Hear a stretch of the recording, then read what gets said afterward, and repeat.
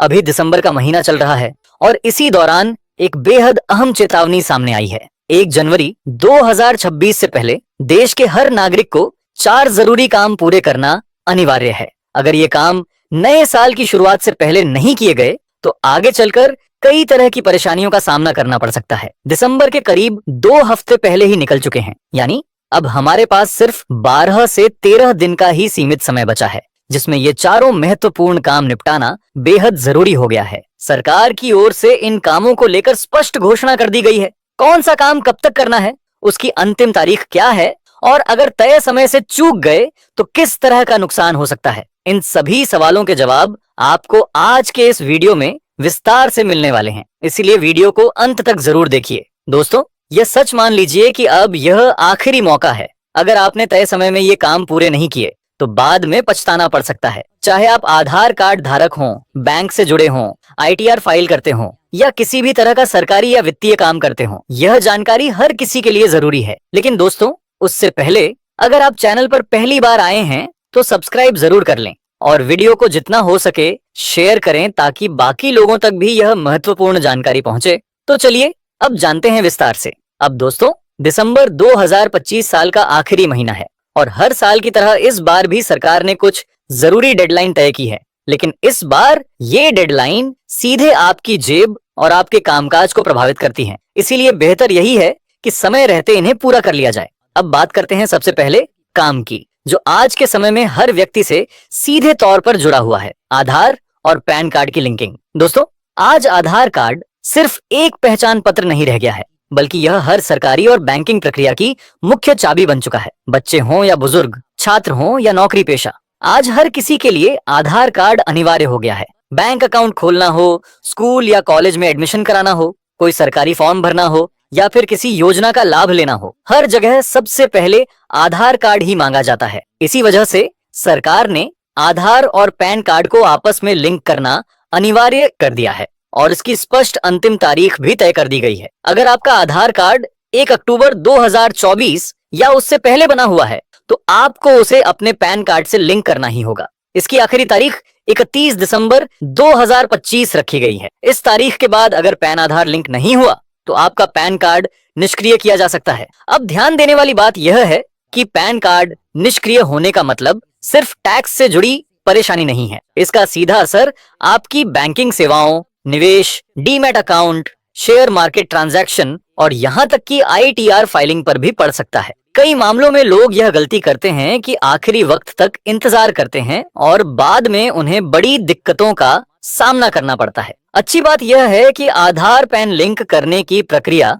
काफी आसान रखी गई है। आप इनकम टैक्स E-फाइलिंग पोर्टल पर जाकर कुछ ही मिनटों में OTP के जरिए यह काम ऑनलाइन पूरा कर सकते हैं। हालांकि इसके लिए सरकार की तरफ से तय किया गया जुर्माना भी जमा करना पड़ता है और अगर आप और देरी करते हैं तो यह जुर्माना बढ़ भी सकता है। इसलिए बेहतर यही है कि आखिरी दिन का इंतजार किए बिना यह काम समय रहते पूरा कर लिया जाए। अब बात करते हैं काम 2 की, जो बहुत से लोग हर साल आखिरी वक्त तक टाल देते हैं और बाद में पछताते हैं, जो कि है बिलेटेड ITR फाइल करना। अगर आपने अभी तक वित्तीय वर्ष 2024 से 25 की इनकम टैक्स रिटर्न फाइल नहीं की है तो इसे हल्के में लेना भी भारी पड़ सकता है। सरकार ने अभी एक आखिरी मौका दिया है, लेकिन इस बार यह मौका जुर्माने के साथ मिलेगा। अगर आपकी सालाना आय 5 लाख रुपए से कम है तो बिलेटेड ITR भरते समय आपको 1000 रुपए की लेट फीस देनी होगी। वहीं जिन लोगों की आय 5 लाख रुपए या उससे ज्यादा है उनके लिए यह जुर्माना सीधा 5000 रुपए तक पहुंच जाता है। यानी जितनी देर करेंगे उतना ज्यादा नुकसान आपकी जेब से जाएगा। कई लोग सोचते हैं कि ITR नहीं भरने से कोई फर्क नहीं पड़ता, लेकिन हकीकत यह है कि ITR आपकी फाइनेंशियल पहचान बन चुकी है। सरकार ने बिलेटेड ITR फाइल करने की अंतिम तारीख 31 दिसंबर 2025 तय की है। अगर इस तारीख तक आपने रिटर्न फाइल नहीं की तो न सिर्फ जुर्माना बढ़ सकता है, बल्कि आगे चलकर लोन लेने, क्रेडिट कार्ड अप्लाई करने, सरकारी सब्सिडी, स्कॉलरशिप और कई अन्य सरकारी व बैंकिंग कामों में भी अड़चन आ सकती है। अब बात करते हैं काम नंबर 3 की, जो है प्रधानमंत्री किसान सम्मान निधि योजना से जुड़े दस्तावेज अपडेट करना, क्योंकि यह योजना देश के करोड़ों किसानों के लिए सीधी आर्थिक मदद का सबसे बड़ा सहारा है। सरकार ने साफ संकेत दे दिया है कि 1 जनवरी 2026 से पहले सभी पीएम किसान लाभार्थियों को अपने दस्तावेज पूरी तरह सही और अपडेट कराने होंगे, वरना आने वाली किस्त रोकी जा सकती है। सरकार का कहना है कि कई जगह यह देखा गया है कि एक ही जमीन पर कई लोग योजना का लाभ ले रहे हैं। कहीं नाम में गड़बड़ी है, कहीं बैंक खाते की जानकारी गलत है, तो कहीं आधार और बैंक खाता आपस में लिंक नहीं है। इसी वजह से अब सख्ती की जा रही है।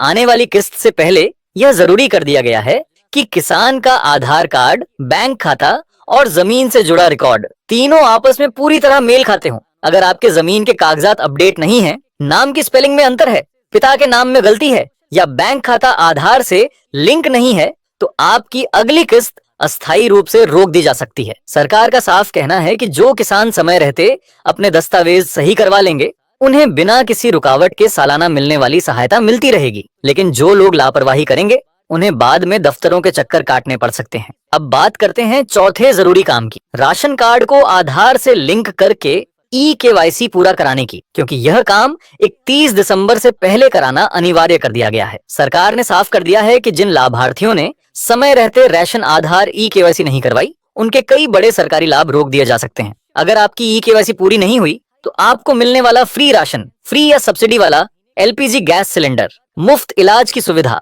लाडली बहना योजना, वृद्धावस्था पेंशन, विधवा पेंशन, दिव्यांग पेंशन और अन्य कई सरकारी योजनाओं का लाभ अस्थायी या स्थायी रूप से बंद हो सकता है। सरकार का कहना है कि ई-केवाईसी का मकसद यह सुनिश्चित करना है कि सरकारी मदद सही व्यक्ति तक पहुंचे और कोई भी फर्जी लाभार्थी सिस्टम में न रहे। कई राज्यों में यह देखा गया है कि एक ही परिवार के नाम पर गलत एंट्री, डुप्लीकेट कार्ड या मृत व्यक्ति के नाम पर राशन लिया जा रहा था। इसी गड़बड़ी को रोकने के लिए अब आधार आधारित ई-केवाईसी को अनिवार्य कर दिया गया है। अगर आपने अभी तक यह प्रक्रिया पूरी नहीं की है, तो आपको अपने नजदीकी राशन दुकान, एफपीएस, सीएससी सेंटर या राज्य सरकार के आधिकारिक पोर्टल के माध्यम से तुरंत ई-केवाईसी करवा लेनी चाहिए। दोस्तों, ये चारों डेडलाइन आपके आने वाले समय के कामकाज को सीधे प्रभावित करती हैं। इसीलिए जरूरी है कि 1 जनवरी 2026 से पहले ये सभी काम पूरे कर लिए जाएं, वरना बाद में न सिर्फ ज्यादा चार्ज देना पड़ सकता है, बल्कि कई जरूरी सेवाएं भी रुक सकती हैं। जैसा कि हमने शुरुआत में बताया था,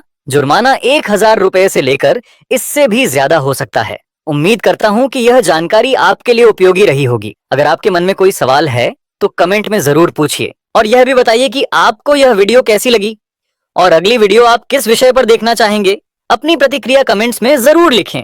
हम आपके हर सवाल का जवाब देंगे।